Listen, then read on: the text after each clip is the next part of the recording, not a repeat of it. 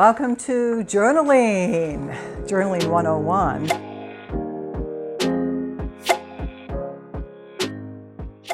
Journaling is one of those lifelong habits that if you were a child, maybe did you keep a diary and you got to write down what was bothering you during the day, and you're always afraid maybe somebody would somebody will see my entry and John likes me. So technically you were journaling even when you were a kid. So why journal? Well, there's a lot of reasons to journal. One of the reasons I journal is just to record, make a record of what it is that I'm feeling, and some of my spirit guides might be explaining to me. I like to write down dreams and everything. And then to express emotions that often are not terribly appropriate to express to the world in the way that I would like to perhaps express them. Because you can always pull a page out of the journal and toss it away. It really does help to clarify your thoughts. And a lot of times I'll think something is just a grand idea, and I will write it down, and as I'm writing it down, I start to see the reality of whether or not this is a grand idea or, oh my God, this is really a stupid thing to try to do.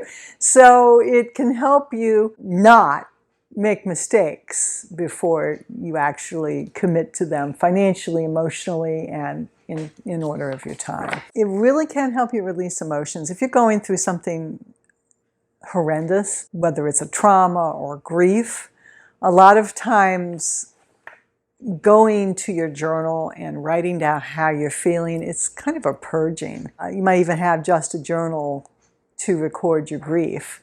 And at the end of a period of time, whenever it feels appropriate, you could even do a cleansing and take the journal and purify it through fire, which would help to dissipate some of that grief. A lot of people are like, well, I don't journal because I don't know what to journal about. Well, when I first did this class, I went back and I looked at some of the things that I've done over the years and the different kinds of journals, and you may have been journaling and you just didn't know it. For example, I'm a bird watcher. I have been bird watching since the 70s. This is my bird pack.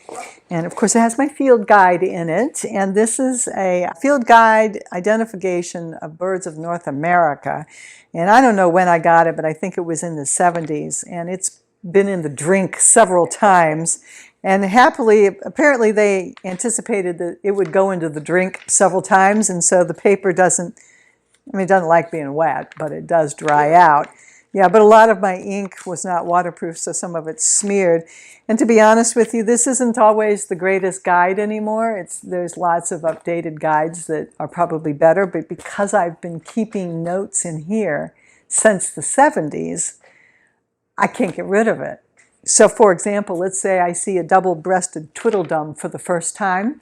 So I'll look up double-breasted twiddledums and I'll make a note, because they've got little check marks beside it, so that you can record when you've seen it. So I'll put down the month and the date of the year, and then where I've seen it for the first time. And then I go back to the page, and then I circle that species, and I also make a note where and when I saw it for the first time. I've got, let's see, 70s, what have I got? 50 years worth of bird watching in here. This is a form of journaling. The other journal that I keep around bird watching is I have all of these little memo pads, okay? And so whenever I go on a bird watching trip, my current one, let's see which one's my current one here. My current one, I'll flip to the next new page, and I mark the date and where it is that I'm bird watching, and then I list the species that I've seen. So on this particular trip, I saw an egret, I saw deer, I saw an indigo bunting, a swallow, a red-winged blackbird, a phoebe, some turtles, turkey, water moccasins, and then I saw crows, kingfisher, and a blue heron. So I can go back pretty much over 50 years to all of these little individual notepads and see where I've been and also what I saw. So it's been a fun hobby and a really interesting habit that I've gotten into. I mean, if you don't want to go out bird watching, if you've got a bird feeder, you could keep a pretty little journal right outside your window And visitor log. Today I had 3 pesky squirrels, an indigo bunting, or whatever it is that you see. So that's a form of journaling. So journals don't have to be like these deep, I'm having this emotional come through, breakthrough. It can be just a log of what's going on. Okay. Some other examples of journaling: a gratitude journal. So let's say you're having a tough time of things, and from your point of view, where you are at this particular moment in time, there's not a lot going on that's right.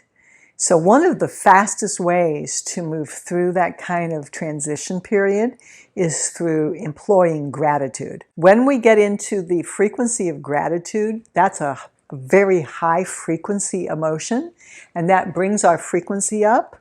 And if you remember, it's just like being a radio. If you want to listen to the jazz station and that station is 101.5, you have to tune into 101.5 in order to listen to jazz, because that's the frequency that it broadcasts on. So if you want good things in your life and that's not what's going on, the first thing to look at is, well, where are my frequencies? And if it's anger and frustration and, kind of stuff, then that's the radio station you've tuned into. Good news, you can change your radio dial. And one of the fastest ways to do that is through practicing gratitude. So a gratitude journal is wonderful. And you can take 5 and dime store notepad and decoupage some things on the outside, or paint it, or put some, because glitter makes everything better, okay? I am very, very, very filled with gratitude for glitter. Whoever invented glitter. Although it could be the devil's spawn, I'm not sure, because it gets everywhere. It does get everywhere. Gratitude journals are a really great way to work your way through some real thick kinds of emotions. Goals and strategies. Let's say, everybody wants, I want to make more money, I want a better job, I want to raise, blah, blah, blah. Okay?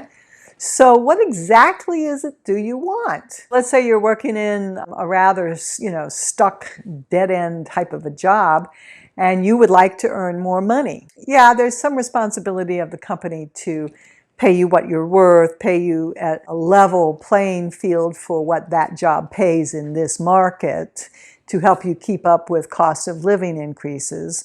Sure. But if you want to make more money, the fastest way to do that is to bring more value. If this job pays $10 an hour, and you want to make more than $10 an hour, would you expect to be paid $20 an hour for the same job? Not really. Okay, so if you wanted to get $20 an hour in your thinking, you would think, well, I need to do $20 an hour worth of value. So in a goals and strategy journal, you might write down, well, in order to make $10 more per hour, twice as much money per hour, you need to bring at least twice as much value to the company. So if you're a data entry clerk, maybe learning how to program. So in your goals and strategy journal, if you want to get here, how do you get there? And what are your steps that you're taking? And solidifying that by writing it down and making entries every day or every couple of days, it keeps your energy focused on what your goal is. So that's another really great way or reason to journal. I am a watercolor artist. I don't make a living at it anymore, but I love watercolor journals. So I buy journals that have watercolor paper in them, because if I'm going to do any kind of sketching or, watercolor washes, watercolor paper is just a great page for me to do. So for a while there, I was doing these visual travel journals, and so I would always date your journal. So I would say who it was and date my journal, and then when I went someplace, I'd just do a quick sketch. This is not designed to sell it at the Louvre, okay? Here's a picture of Owen's Island, okay? So this was when I first came to the Paducah area. So I just, it's just a rough sketch, so that when I go back and I look, I'm just playing with some different techniques. As you can see, these are very rough. And then I was describing where I was, and I was describing the little sitting area around the pool. So I sketched the umbrella that I was sitting under. And then here's a little sketch of like we were in Houston area, so there was a lot of like cacti and palm kinds of things. And so again, now if you get all hung up that you have to be a world-class artist, well, then you're not going to sketch in here. But whose journal is it? It's your journal. If you want to put in pictures, put in pictures. And if you get the right kind of journal with this nice heavy paper, then you could glue or attach things and write along with it, something about what was going on with you at that time. So this is another really great kind of journal that I like to use all the time. If you're into the paranormal, I always think I'm going to remember what happened, but a lot of times I start to get a little fuzzy about it after it's happened. So I have a journal that I keep like, ooh, this is what happened. So that if I need to go back and refresh my memory, I've written down the details rather soon after I've had the experience. So keep track of your paranormal experiences. Dream logs, people keep dream logs. If you're doing a lot of vivid dreaming, or you're attempting to do lucid dreaming, or dreaming where you're trying to solve an issue, or meet up with some of your past loved ones or your spirit guides, or get in touch with some of the ethereal helpers that you may be working with. Dreams are a really great space for that because you're in a different mind frequency, and so it's much easier for spirit to be able to make a connection. But dreams are real interesting. I mean, I don't know how many times I've thought, oh, I'm going to remember that dream. And then the minute I wake up, I remember it. And the minute I move, it's like, it's gone. It's gone, If you're really going to be serious about keeping a dream log, you really need to have your dream journal next to your bed with pen and some sort of a little flashlight or some way to make some notes. And when you wake up at 2 o'clock in the morning, write down a couple of key phrases so that you can remember it.